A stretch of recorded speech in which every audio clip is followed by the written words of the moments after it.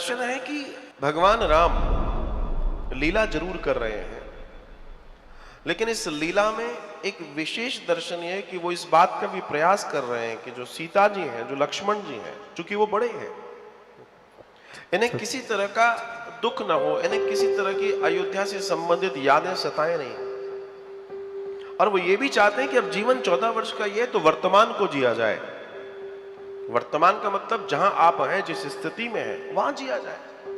अब वनवास तो हो ही चुका है, अब उसको रोने से तो मतलब है नहीं कि साहब हमारे साथ गलत हुआ या अच्छा हुआ, तो वहां तो गलत अच्छे वाली बात नहीं है, तो भगवान की लीला है। लेकिन परमात्मा ने यहां पर एक दर्शन दिया है, और जो हमें और आपको भी समझना और जानना चाहिए कि सुख और दुख जीवन का एक हिस्सा है।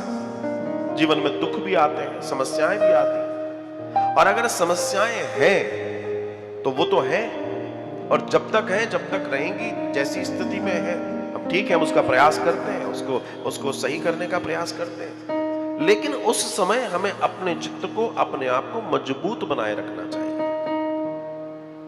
तो एक बार चुनी कुसुम, एक बार वो पुष्प चुनकर लाए और अपने हाथों से श्री जी के लिए आभूषण बनाए, फूलों का गजरा बनाया है, हाथ फूल बनाए, माला बनाई। भाई जो है, जैसा है, उसको श्रृंगारित किया जाए। और ये बड़ी दिव्यता की बात है। कई बार आप देखना, रसोई में खर्चा किया है 20 लाख 25 लाख रसोई बनाने में, लेकिन वो रसोई सनीचर सी दिखाई देती है।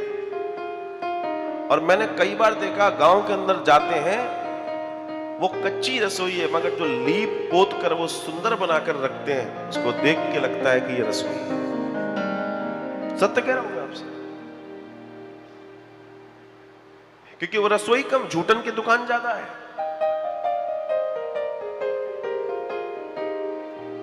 लेकिन वहीं साफ सुथरा तरीके से, कई लोग होते हैं बड़ा, और होना चाहिए, और खासकर स्त्री में आदत होनी चाहिए, उसको साफ सफाई की बहुत अच्छी आदत होनी चाहिए। इससे उसके यहां वैभव आता है, सुख आता है। जिस घर में साफ सफाई रहती है, वहां सुख, संपत्ति, लक्ष्मी निवास करती है। ध्यान रखना, मैंने पहले सुख बोला है, क्योंकि जितनी चीजों की आप तैयारी कर रहे हैं वो सुख के लिए कर रहे हैं, लेकिन उसके बावजूद भी वो सुख नहीं है। तो उन्होंने अपने हाथों से सुंदर आभूषण बनाए और श्री जी को पहनाए। तो श्री कहां बैठे हैं? फटिक शिला पर। तो बड़ी सी शिला है, बड़ी सुंदर है, उस पर बैठे। अब आनंद क्या है? आनंद यह है कि जब आराम से बैठे हैं, और जब उन्होंने श्रृंगार आदि कर दिया, तो बैठे बैठे राम जी ऐसे लेटे उसी शिला पर। सुंदर कुनकुनी धूप है, तो वो लेट गए। तो माता सीता पीछे सरकती हैं और उनके सर को अपनी गोद में रख लेती हैं, तकिया बना देती हैं। और माता सीता बड़ी सावधान होकर बैठी हैं। क्यों? क्योंकि इनको थोड़ी सी नींद आ रही है, आराम करने में हिलू नहीं। ये विचार बड़ा दर्शनीय है। इतने में इंद्र का पुत्र जयंत, वो आकाश मार्ग से गुजर रहा है, और उसे पता है कि भगवान लीला कर रहे हैं। लेकिन जब वो वहां से निकला, तो उसने कहा, ये कैसे लीला? ये तो अपनी पत्नी की गोद में सर रख के सो रहे हैं। अब ये होते हैं अबुद्धि वाले लोग। अबुद्धि वाले लोग, जिनमें बुद्धि कम होती है ना, वो कई बार भगवान ने ऐसा क्यों किया? ये अबुद्धि वाले, अरे भैया, अपनी पत्नी की गोद में सर रख के नहीं सोएगा तो कहीं और सोएगा है? पानी में सर दे देगा, पत्थर पे रख लेगा। ये अबुद्धि वाले लोगों के विचार है। और उसने सोचा, ऐसी कैसी लीला, ये कैसा परमात्मा?